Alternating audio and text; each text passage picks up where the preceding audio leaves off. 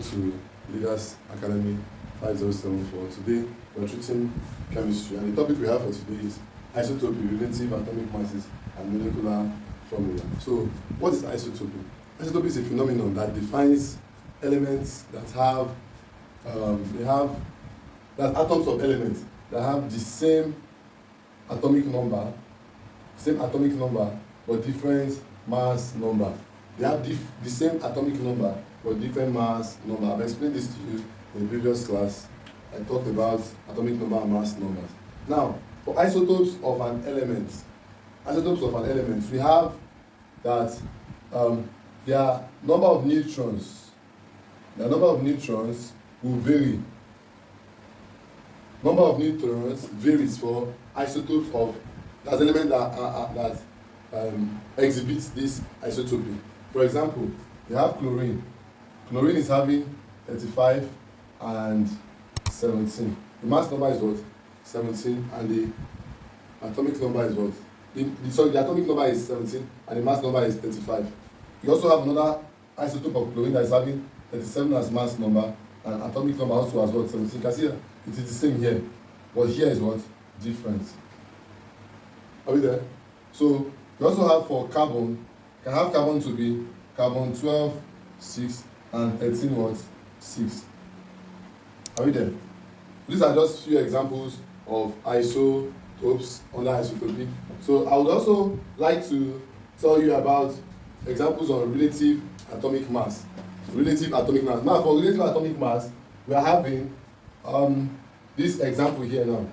An element P has isotopes of P2010 and P2210.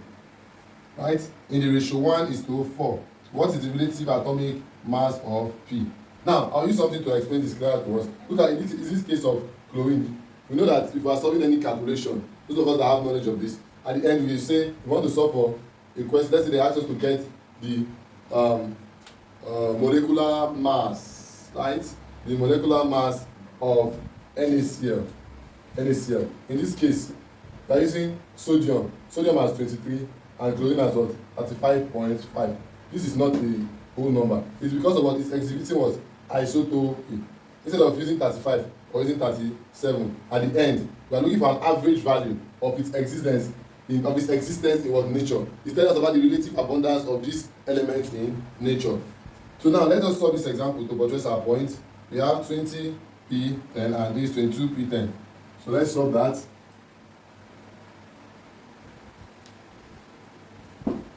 So we are having this to be, let's say, what is the relative atomic mass of P? Okay, we have P to be what? Their ratio, what's the ratio? For the first one, you have P20 and what? 10. Having ratio 1. And this one is what? P22, 10. Having ratio what? 4. So that in this ratio to each other. That means, what's the total now? The total ratio. Total of the ratio, total is equals to what? 1 plus 4, which is equals to 5. Now in nature, we're having 5 to be everything. Now this guy is having 1. So say 1 over this 5 times 20. So say 1 over 5 times 20. And we also have, for the other one, we have plus 4 over 5 times 22. Times 22 in this case, sorry. Times 22. So now I have 1 times 20 is what? 20 over 5. 20 over 5. Then you have plus 88 over 5. What is 20 over 5? 20 over 5 will give you 4. Then 88 over 5 will give you 17.6. 17.6. So when you add this, you have 21.6. To be the what? To be the relative atomic mass of what? The element P. Now, I believe you understood this. Now, let us use another example for chlorine. That we're going to solve when we come back from this short break. To solve an example on chlorine and also look at questions on molecular formula as I continue. Welcome back. Now we have to solve this question, and element X has two isotopes, X35, 17 and X37, 17. If they exist in nature at 75% and 25% respectively, what is the relative atomic mass? Now, we're so fast about this. It's a solution. For the first one, we have that 35 times was how many percent? 75 over 100 plus 25%, 25 over 100 times 37. So this will give us our total answer. Let us solve. We say 35 times 75. Let me get that. 35 times 75. Now I have it to be 2625 divided by 100, so you have point, plus 37 times 25. That gives me 9.25. That's divided by 100 now. So when you sum this up, we're having 35.5. So that's the answer to that question. I'll solve the number 2. Number 3. I'll solve the number 2 question. Now number 3. This is going to give us an example on relative, on molecular mass.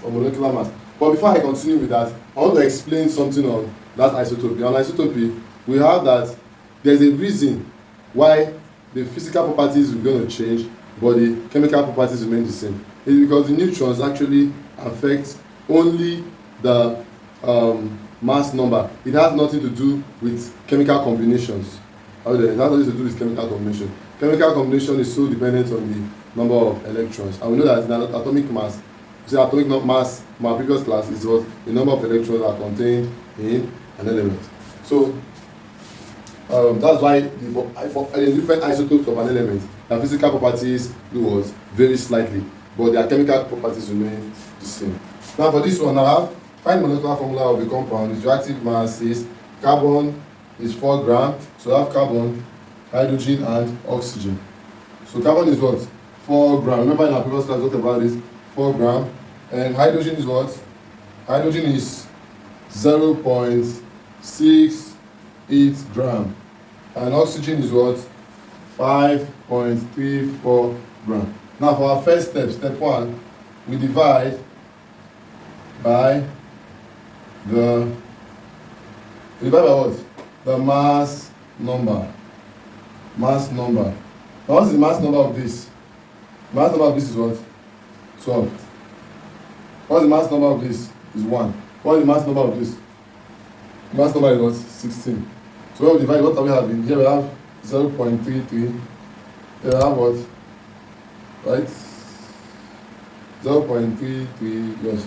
This will have 0.68. And for this we have, let me check. We have 5.34 divided by 16. 5.34 divided by 16 gives me 0.33 also. 0.33. So the next thing is what? We need to say we are dividing now. Step 2, remember in the previous class, divide by the least value. Divide by the least value. Now for the least value, we have 0.33 should be the least value here. So 0.33 over 0.33, 0.68 over 0.33, and 0.33 over 0.33. So now we're having answers to be what? This will give you what? 1, approximately 2, and 1. Therefore, we have our empirical formula is equals to what? C1H2O1. This is the empirical formula. Now they give us the what? They say if its relative molecular mass is 60. So relative molecular mass, we say it's what? 60. So we have an E empirical formula times a certain number x will give him a what? The mass, which is what? The relative molecular mass. Relative molecular mass. In this case, let us take carbon is what? Carbon is 12, right? 12 plus hydrogen is what? 1. So 2 open bracket 1. And oxygen is what? 16. All giving me what? 60 times x, right? Times x equal to 60. Okay.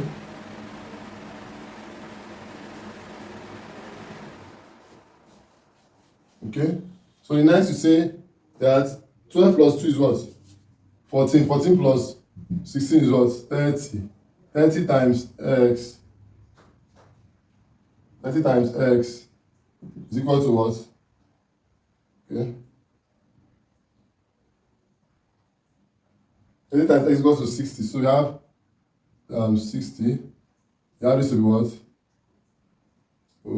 X equals to 60 over 2, which is what? 60 over 2 gives me what?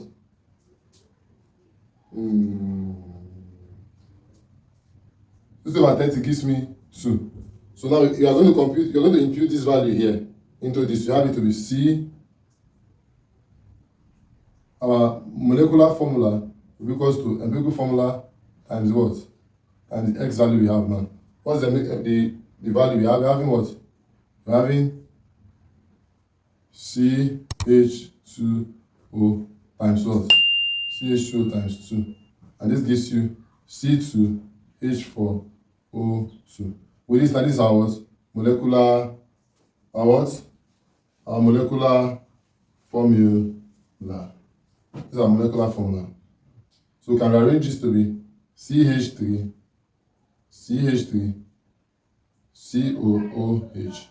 So you have one carbon here, okay, two carbon here, 1, 2. So there are 2 here now. How many hydrogen? 4 hydrogen. And how many oxygen? 2 oxygen. So what's the name of this compound? So molecular formula actually gives us the actual formula of the compound. And the name of this compound in organic chemistry is called what? Ethanoic acid. Ethanoic acid. That's the name of that compound. So thank you for watching, and we would love to see you in our next class. Please help us to like, share, and comment on this. Thank you very much for watching.